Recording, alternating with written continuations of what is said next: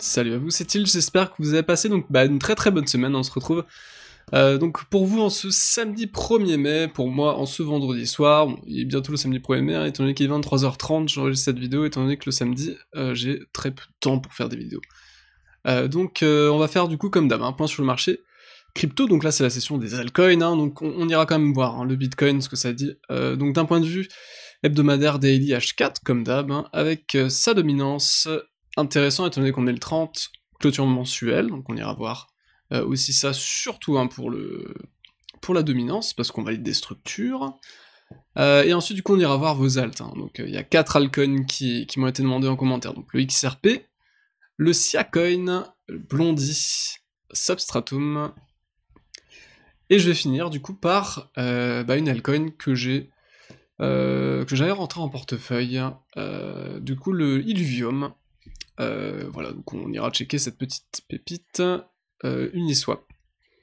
Je rappelle simplement, du coup, en début de vidéo, hein, si vous avez certains soucis au niveau des éléments de langage qui seront utilisés au cours de la vidéo, n'hésitez pas à checker du coup ce lexique, qui est disponible du coup dans la description, ainsi que du coup sur le Discord, hein, dans le channel de documentation, vous retrouverez d'autres ressources qui vous intéresseront sûrement. Pareil, du coup, si vous êtes intéressé du coup par le coaching hein, que nous avons lancé en début de semaine, n'hésitez pas à aller sur le Discord hein, et puis activer votre ticket. Alors, donc le Bitcoin. Bitcoin d'un point de vue donc hebdo, on va quand même faire un petit point, je pense, hein, d'un point de vue mensuel. En mensuel, la bougie n'est pas folle. Hein. Là, on est quasiment sur un doji, donc c'est une bougie de consolidation, c'est peut être une bougie de retournement, maintenant il faut qu'elle soit validée. Hein. Donc pour valider une pattern en candlestick, il faut simplement que la bougie soit baissière, hein. La prochaine bougie doit être baissière. Si elle est baissière, effectivement, on a une pattern en candlestick, ce sera juste une information, mais en tout cas une bougie comme ça ne suffit pas hein, à donner une information. Maintenant il va falloir attendre la bougie suivante. Une pattern en candlestick se valide avec la bougie suivante, hein, dans quasiment 95% des cas. Voilà, rien de plus à ce niveau-là, on n'est pas non plus sur une bougie extrêmement haussière, hein, forcément. De toute façon, ça se voit ici, on consolide hein, maintenant depuis février finalement. Hein. Depuis février, on stagne dans toute cette zone qui est travaillée. Une zone qu'on peut appeler une sorte de zone de consolidation. Enfin, en tout cas pour moi.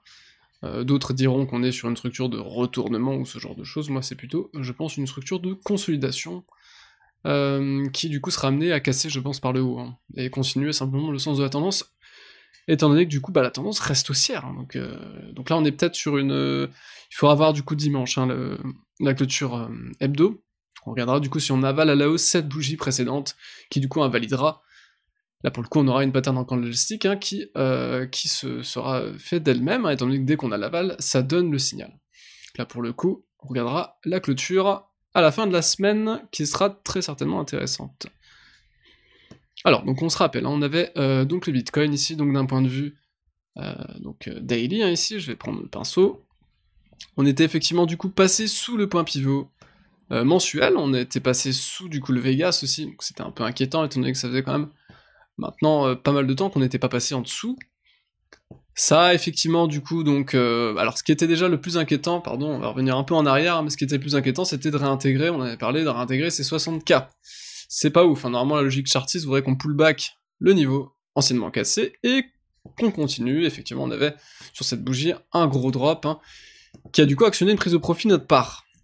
Alors... derrière, ce qui était du coup, entre guillemets, attendu le plus, hein, c'était effectivement de lever Gazali, qui historiquement, d'un point de vue historique, fonctionne plutôt bien, mais effectivement ça arrive de temps en temps qu'on ne vienne pas le chercher. Ceci dit, on a quand même un TD9, hein. TD9 à l'achat du coup sur le bottom, sur du coup une bougie de retournement, qui a été confirmée hein, ici, sur la bougie suivante, qui par contre est venue directement sur résistance.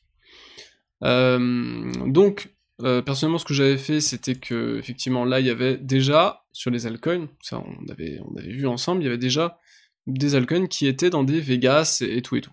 Donc déjà en train finalement de travailler cette zone. Hein. Tandis que les altcoins ont pris quand même plus cher hein, sur ce drop. Donc effectivement, j'ai pris quelques trades quand même hein, à l'achat, en renfort du coup, donc des TP qui avaient été pris ici, notamment aussi sur les altcoins, donc si Bitcoin décroche, c'est globalement tout décroche, hein. Enfin, c'est assez rare qu'il y ait une vraie décorrélation entre les altcoins et le Bitcoin, hein. Donc effectivement, donc là il y avait quand même voilà, une baisse hein, qui a été tankée, en fiat, enfin pour une partie du portefeuille en tout cas, qui a été racheté donc ici. Et voilà, et là, étant donné qu'on est revenu sur résistance, moi il y a 2 jours, j'avais repris des profits du coup sur les trades que j'avais pris ici. Notamment du coup le doc qui avait fait 50% après mon achat. Je me suis dit ok c'est intéressant, bon le truc il a fait 50%, pris une part de profit, et on verra du coup ce que ça donne. Est-ce que c'est un retest baissier pour aller plus bas? Est-ce que c'est un retest baissier pour aller ici, donc moins rechercher les plus bas ici, et repartir pour l'instant un double bottom quasiment parfait? Ou est-ce qu'on va du coup arracher? Dans le doute, moi, étant donné qu'il y avait quand même quelques probabilités qu'on rejette. Alors attention, la clôture du jour n'est pas encore faite, il reste 2h24 minutes, donc on pourrait encore rejeter ici et revenir sur résistance ici, mais ça me paraît quand même, ça me paraîtrait un peu brutal, enfin en tout cas d'un point de vue intraday, je le vois pas trop comme ça, donc j'ai l'impression que ça va break ici. Donc effectivement, si on break, je vais quand même, je pense, attendre une vraie cassure, c'est-à-dire, là ça me paraît un tout petit peu trop faible, donc soit j'attends un pullback, soit j'attends une vraie cassure. Donc soit je vois que la journée suivante clairement passe et break et réintègre en fait les niveaux. On avait envie de voir réintégrer, c'est-à-dire le Vegas et le point pivot mensuel, qui sont 2 niveaux qui sont déterminants, pour le sens de la tendance en tout cas, de fond jusqu'à l'heure actuelle, sur le Bitcoin. Ici, etc. Donc c'est tout souvent des niveaux qui sont massifs, qui, pour le suivi de tendance. Et voilà, donc ça veut dire que soit effectivement on continue, ici on s'extrait réellement, c'est-à-dire je parle de 59, 60k, aller remonter jusqu'au 60k par exemple. Là ici je pense rentrer très certainement de nouveau à l'achat du coup sur les alts, c'est-à-dire que j'aurais pris quelques profits ici, je rachèterai un petit peu plus haut. Ça me dérange pas vraiment de racheter un peu plus haut. On avait quand même 2 résistances, il y a de fortes chances quand même quand on retourne à 60k on ait un rejet, donc dans ce cas-là je rachèterai très certainement du coup les replis. Sur les alts en tout cas, étant donné que je suis surtout entre guillemets investi sur les alts. Je suis surtout investi sur les alts, pourquoi? Parce que simplement, la dominance du Bitcoin, on y vient du coup, dominance du Bitcoin qui, là voilà, va valider ce soir la bougie mensuelle extrêmement baissière, donc sur la dominance, qui valide du coup ce double top. Donc le double top mensuel ici qui est instauré et qui est du coup maintenant ce mois-ci validé, étant donné qu'on le casse, du coup, à la baisse. Target théorique étant du coup les 40k, les 40 de dominance, pardon, donc au sein de cette, si j'encadre d'un point de vue Fibonacci, ce niveau de target théorique, c'est du coup, ça se situe entre les 78,6 et les 88,6 de retracement. Donc c'est une zone qui va être, je pense pour moi, aussi déterminante, au moins à court terme, pour aller chercher du coup des profits sur les altcoins, étant donné que ça va être quand même, je pense, à un niveau qui risque quand même d'engendrer un retour des alts du coup vers le Bitcoin. Donc il y a 2 façons de le faire, soit on y va d'un coup, et ensuite on revient taguer certains niveaux pour très certainement baisser plus par la suite, parce que je pense quand même que ça reste un des premiers niveaux de profit sur les altcoins, étant donné voilà, on parle quand même d'un retournement en double top, de continuation, donc dans le sens de la tendance, d'un point de vue mensuel, donc normalement ça devrait engendrer quand même une tendance un peu soutenue, ce type de choses. Donc là, aller juste là et s'arrêter et remonter, pour moi, j'y crois pas trop. Personnellement, étant donné qu'on est dans le sens de la tendance, j'y crois pas beaucoup. Et étant donné que voilà, le marché crypto sera très certainement amené à grossir de plus en plus, ça m'étonnerait que Bitcoin puisse continuer à gagner en dominance au fur et à mesure du temps. Je pense que mécaniquement, le Bitcoin est voué, donc entre guillemets, fondamentalement, le Bitcoin est voué à perdre. Je pense en dominance, parce que c'est un point de vue qui peut être contesté, je l'entends très bien. Donc voilà, c'est à peu près mon point de vue. On peut le faire de 2 manières, du coup je disais, donc soit d'un coup on pull back et on part un peu plus bas, soit on pull back dès maintenant, étant donné qu'on est quand même sur un niveau Fibonacci, les 0,618, donc ça peut être aussi un niveau, donc soit en pullback directement, donc pullback ce niveau, l'ancien premier arrêt finalement, qui a du coup stoppé le cours ici, donc entre les 57 et les 62 de dominance, en gros, soit en pullback les 57 à 62 de dominance, puis du coup pour baisser plus, soit du coup on y va d'un coup. Voilà, c'est les 2 scénarios globalement que je privilégie le plus. Sur les altcoins, c'est mon scénario simplement. Et on a aussi du coup l'Ether, donc l'Ether contre le Bitcoin ici qui valide quand même, pareil, une structure de retournement. Ah, mais alors même si elle est pas extrêmement belle, hein, d'un point de vue théorique, étant donné qu'on a quand même Close ici, j'aime pas trop, mais bon, écoutez, c'est quand même pas si mal, je trouve, ça reste quand même un niveau résistant massif, et moi je parlais plutôt d'une sorte d'épaule, tête-épaule inversée, ça fait un moment qu'on en parle, hein. Sur du coup, l'Ether contre le Bitcoin, et effectivement, du coup, la clôture mensuelle a l'air maintenant de break vraiment toute sa structure, et je pense que du coup ça se sera amené à pousser plus les alts. Donc ça se fait dans un contexte où le Bitcoin est en train de reprendre ses niveaux de suivi de tendance H4, étant donné qu'il est en cours de réintégration du pivot mensuel plus le Vegas H4. Je pense que tout ça combiné, ça va être extrêmement favorable aux alts, je pense. Étant donné que du coup, si Bitcoin reprend une tendance saine, c'est-à-dire qu'il réintègre ses niveaux de suivi de tendance et qu'on recontinue cette hausse perpétuelle pour l'instant, quasi perpétuelle depuis octobre sur le Bitcoin, il y a de fortes chances que les capitaux du coup viennent se diriger sur les alts, que les gens aient moins peur hein, de rentrer dans les altcoins, étant donné que la tendance sera sauvée sur le Bitcoin, et du coup voilà, engendrer une très forte hausse sur les altcoins, hausse qu'on attend encore. Je pense qu'on a encore du potentiel. Ça reste bien évidemment qu'un avis, je le rappelle, c'est pas une vérité, etc., c'est qu'un prisme de lecture. Je vous présente des arguments, après vous pouvez effectivement penser le contraire, ça ne m'embête pas tant que les arguments soient argumentés, enfin tant que le discours, pardon, est argumenté, il y a aucun problème là-dessus, et ça pourrait même m'amener à changer d'avis, hein, pourquoi pas, avec les cons qui changent pas d'avis, comme on dit, hein, donc... voilà. Allez, on passe sur l'XRP, donc le XRP... ah oui, je voulais juste parler en H4, hein, on est aussi en plus en train de passer au-dessus du VWAP mensuel, donc ça fait encore un niveau de plus qu'on repasse à la hausse, hein. Donc là, concrètement, pour du swing, j'ai plus de niveau résistant. Maintenant, il va falloir valider cette clôture, et maintenant, on aura, je pense, libre accès vers les sommets. Donc on verra ce que ça donnera au niveau de la clôture et des jours suivants. En tout cas, ça se profile plutôt bien sur le Bitcoin, et du coup, pour le marché au sens large. Avec c'est Bitcoin qui dirige quand même le marché. Hein. XRP. Donc on avait, voilà, effectivement le FUD, hein, etc. Ça Moon.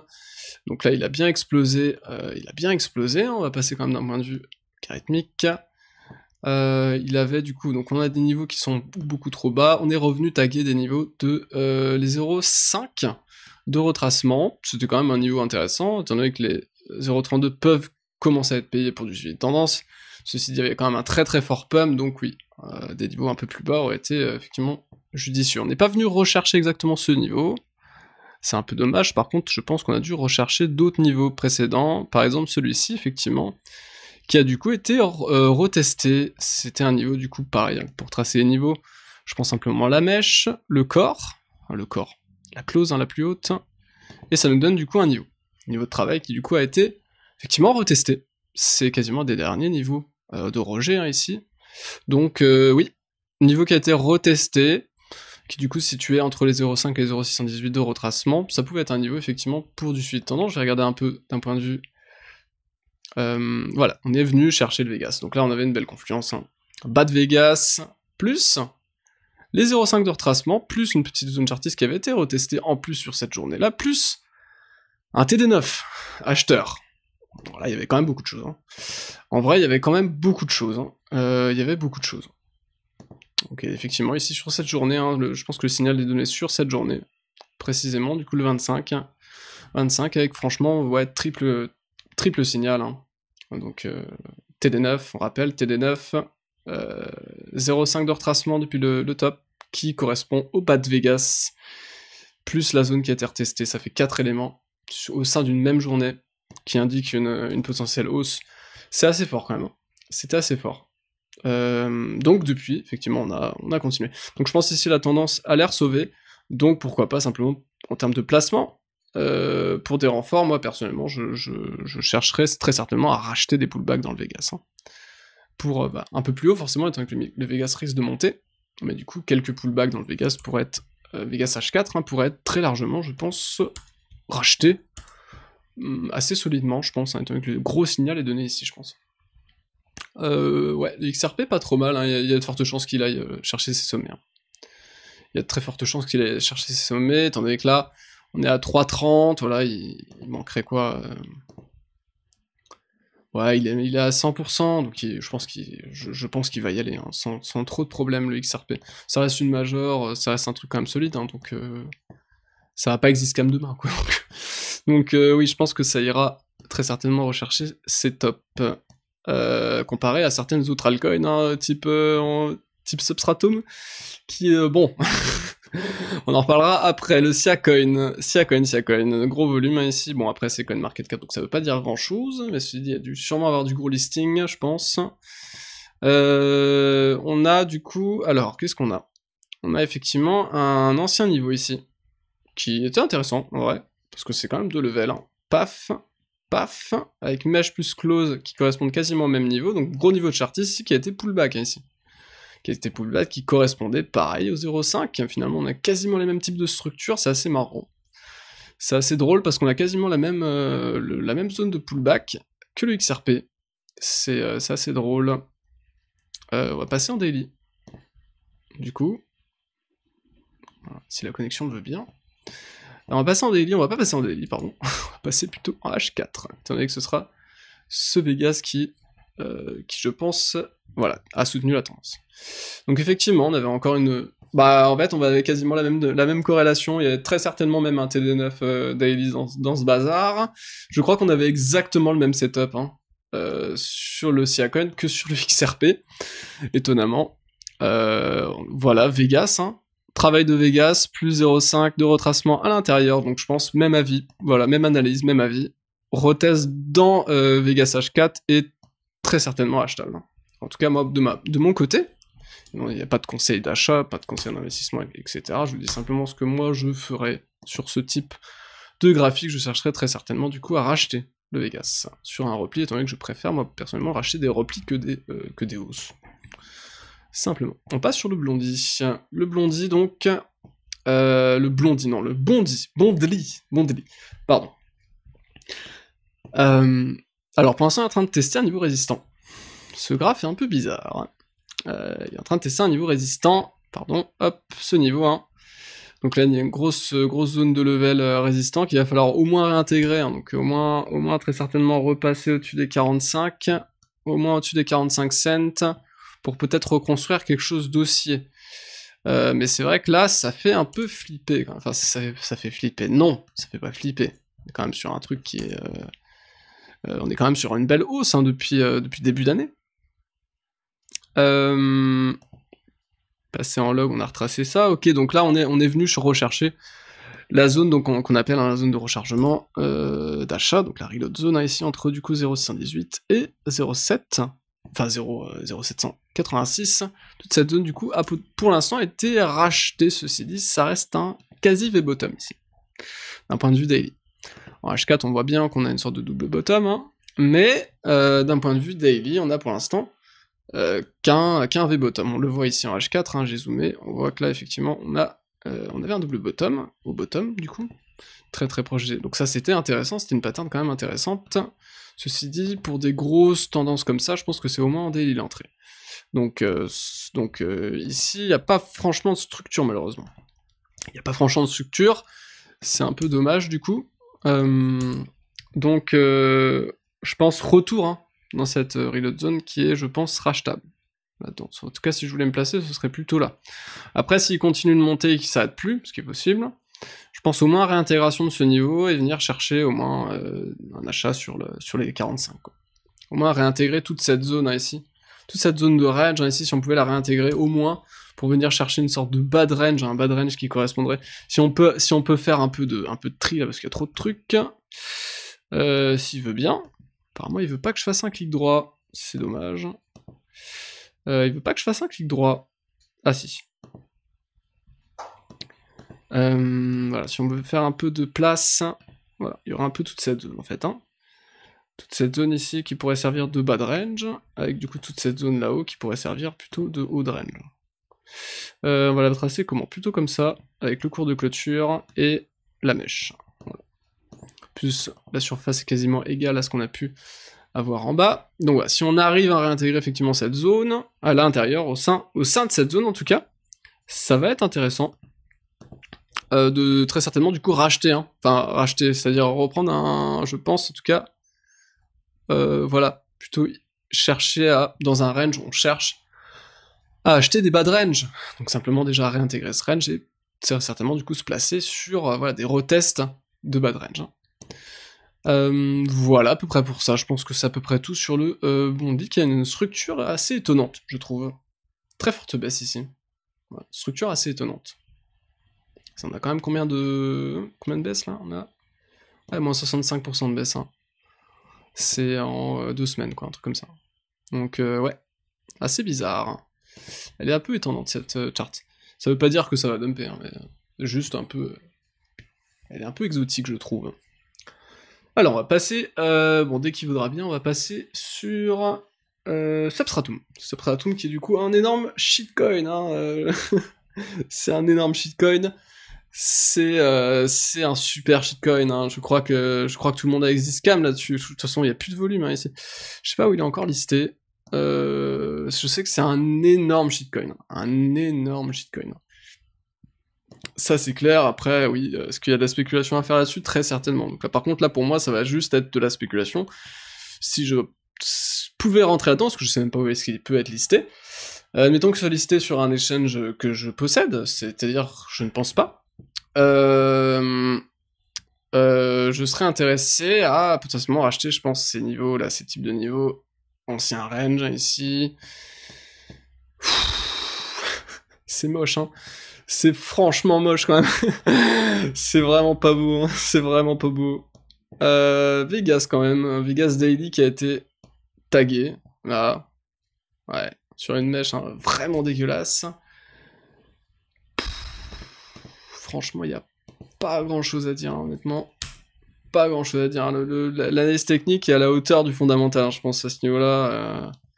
RT, une ligne de tendance, voilà, une ligne de tendance haussière, la tendance est haussière, et on vient chercher le Vegas Daily, à la limite, voilà, bon, retest de Vegas Daily, pourquoi pas, bon là ça s'est fait sur une mèche, donc on n'a pas certainement pas le temps d'actionner quelque chose, mais voilà, pourquoi pas, un retest au moins de ce niveau, je pense qu'il faut pas se presser hein, non plus là-dessus, donc on n'est pas pressé, je pense, hein, sur le Substratum, hein. On a le temps de voir venir, on attend de voir retracer un petit peu, pourquoi pas, et à la limite, du coup, venir chercher cette zone de pivot, s'il peut la donner. S'il la donne pas, honnêtement, bon, c'est pas très grave, hein, c'est pas non plus le projet de l'année, donc pourquoi pas ce niveau. Niveau pivot, du coup, anciennement support, résistant, etc., etc. Pourquoi pas, on pourrait même en faire une zone, mais bon, honnêtement, là, on est clairement sur la poubelle hein, des cryptos, hein. Enfin, une des poubelles des cryptos, parce que là, il a pris tellement cher le Substratum. Je crois que tout a Exiscam là-dessus, je crois qu'il a complètement Exiscam, je sais pas s'il y a encore un projet, honnêtement. Je vais juste voir un peu par curiosité le pourcentage de baisse exact. Ça peut être marrant. Alors, on est sûr... Ah, on est sûr... Il a tout perdu, quoi. Il a littéralement tout perdu, quoi. Il y a quasiment plus rien, quoi. Il y a vraiment quasiment plus rien, quoi. C'est fou. C'est fou. C'est fou, quoi. Bon, allez, on passe sur autre chose. Alors, projet qui, je pense, est un peu plus intéressant, effectivement. Un petit peu plus intéressant, même si la structure est pas... Bon, c'est un support, l'état c'est un support. Ce serait... Je pense qu'il faut attendre. Je pense qu'il faut attendre au moins la cassure, hein, au moins d'une big baissière. C'est parce que là, en fait, le problème, c'est qu'on aurait potentiellement une structure en triangle descendant, ici, qui est assez visible, hein, ici, en vrai. Si on passe cette zone, il y a moyen d'aller chercher plus bas, je pense. Il y a moyen d'aller chercher plus bas. Bon, c'est très très jeune, hein, vous voyez que c'est très très jeune. Par contre, c'est dans le secteur que j'aime, c'est-à-dire secteur NFT gaming. C'est une sorte de Axie Infinity, je sais pas si vous connaissez, une sorte de Pokémon finalement, où combattez dans des arènes, etc. Donc c'est sympathique. Moi j'aime bien. Et d'ailleurs, Axie, le token, la potion qu'on gagne dans le jeu qui vient de faire 200%. C'est-à-dire que juste en jouant quelques heures, j'ai fait déjà 1000 balles dessus, je crois. Donc c'est marrant. Mais je pense que ce jeu est mieux encore que Axie. Alors, Axie a déjà eu un gros engouement, déjà suscité un gros engouement de la part des joueurs, donc je pense qu'ils sortent un truc encore mieux que Axie. Il y a un peu mieux en termes de graphisme, etc., plus de choses à faire, ça pourrait être encore mieux, je pense. Attention, je pense quand même ici, hein, à cette structure qui, si casse par le bas, on va chercher plus bas, au moins là, je pense, hein, les 47. Donc moi, personnellement, j'avais déjà commencé à racheter un petit peu le support là, bon, c'était avant qu'il dessine sa structure, moi personnellement, je l'ai en portefeuille, c'est pas grave, j'ai pas non plus mis tous les œufs dedans, et directement, s'il va plus bas, je rachèterai très certainement un petit peu plus bas aussi, au moins peut-être glisser mon entrée sur deux entrées, je pense.